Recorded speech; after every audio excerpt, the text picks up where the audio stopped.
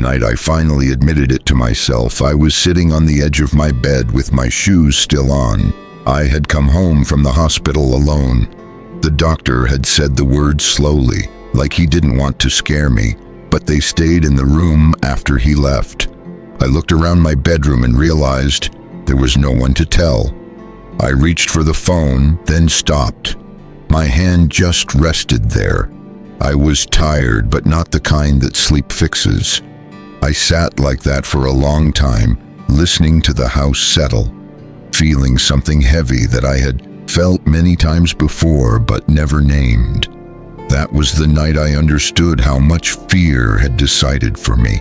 I wasn't always like this. When I was young, I didn't think of myself as afraid. I was careful, that's what I called it. My father was a careful man. He worked the same job for 40 years and came home at the same time every day. My mother made dinner and we ate quietly.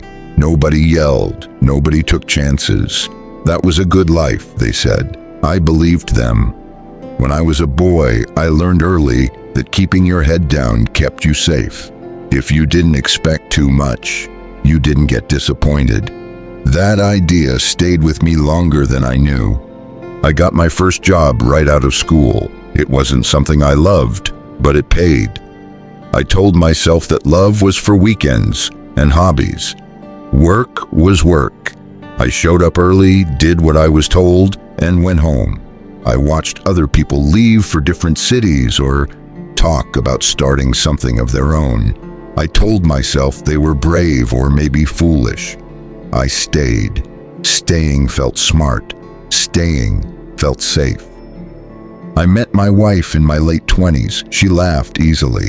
I noticed that right away. She wasn't reckless, but she wasn't careful in the way I was. She would suggest small things like driving a different road just to see where it went, or inviting people over even if the house wasn't perfect. I loved her, but I also quietly resisted her, not out loud. I would nod, then find a reason not to go. She didn't fight me on it much. She adapted. I didn't realize at the time what that cost her. Our life settled into routines. Wake up, breakfast, work, dinner, sleep. On Sundays we visited family. On holidays we did what we always did. We weren't unhappy. At least, I don't think we were. We just didn't talk much about what we wanted next. Wanting felt risky. Wanting meant you might lose something. So we kept our wants small. Years went by like that. I didn't feel the time passing. I felt busy. Busy at work, busy paying bills, busy fixing small things around the house. I ate lunch at the same place every day. I knew the sound of the floor at work when it was quiet. I knew which chair at home was mine. Silence became normal. It didn't scare me then. There were moments when I felt a pull to do something different. Once, a friend asked me to go into business with him. It would have meant leaving my job. I said no without much thought. Another time, my wife talked about moving closer to her sister. I worried about money, about change, about everything that could go wrong. We stayed where we were. Each decision felt small. Together, they built a life that didn't move much. I told myself I was being responsible. That word covered a lot. It covered my fear of failing. It covered my fear of looking foolish. It covered my fear of being seen. I didn't know that's what it was. I just knew that saying no was easier than saying yes. Then one year, my wife got sick. Not suddenly, slowly. Appointments replaced dinners out. Quiet evenings turned into early nights. I sat in waiting rooms holding magazines I didn't read. I thought about all the things we might do when she felt better. We never talked about them much. Talking felt like hoping, and hoping felt dangerous. She didn't get better. She died on a Tuesday morning while I was in the hallway getting coffee. I came back and she was gone. That's how simple it was. After the funeral, people came by with food. Then they stopped. The house felt too big and too quiet. I sat in my chair and listened to the clock. I realized I didn't know how to be alone, even though I had practiced it my whole life. After she was gone, fear changed shape. Before, it had been about the future. Now it was about the past. I started thinking about all the times I had said no, all the places we never went, all the conversations I avoided because I didn't want conflict. Regret didn't arrive loudly. It came in the morning when I made breakfast for one. It came when I reached for the phone and couldn't think of who to call. Work ended for me a few years later. Retirement sounded peaceful when people talked about it. For me, it was just more hours to fill.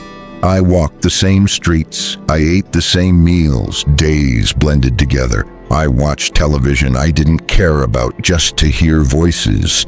Sometimes I would look at old photos and try to remember what it felt like to be in those moments. I remembered the facts, but the feeling was harder. Time kept moving even when my life felt still. My hair turned white, my hands changed, friends passed away or moved closer to their children. Invitations stopped coming, not because anyone was unkind. Life just kept going for everyone else. There was a moment a few years ago when I fell in the kitchen. I wasn't hurt badly, but I sat on the floor longer than I needed to. I realized that if something worse happened, no one would know for a while. That thought stayed with me. It wasn't fear exactly. It was awareness, a quiet one. I started thinking about how much of my life had been decided by avoiding discomfort. I avoided arguments, so I avoided honesty. I avoided risk, so I avoided growth. I avoided pain, and in doing so, I avoided a lot of joy too. I didn't shout about this realization. I didn't cry. I just noticed it, the way you notice a stain that's been there a long time. I can't go back. I know that. I can't redo conversations or take trips that never happened. What I can do is tell the truth now, at least to myself. Fear didn't ruin my life, but it shaped it more than I ever admitted.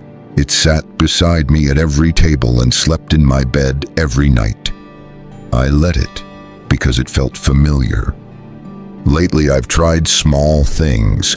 I say yes more often than I used to. I call people instead of waiting. Sometimes the call is short. Sometimes it's awkward. That's all right. Awkward passes. Silence lasts longer. When I think about time now, I don't think about years. I think about people. The ones I loved, the ones I kept at a distance, the ones I wish I had known better. Life didn't ask me to be fearless, it just asked me to be present. I took a long time to understand that. If you're listening to this and someone came to mind while I was talking, don't push that feeling away. Reach out to them. Say something simple. You don't need the perfect words.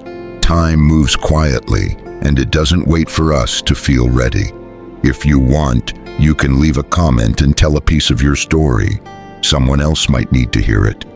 If this felt familiar, share it with someone you care about. And if you'd like to hear more from me, you can subscribe. I'll be here talking honestly as long as I can.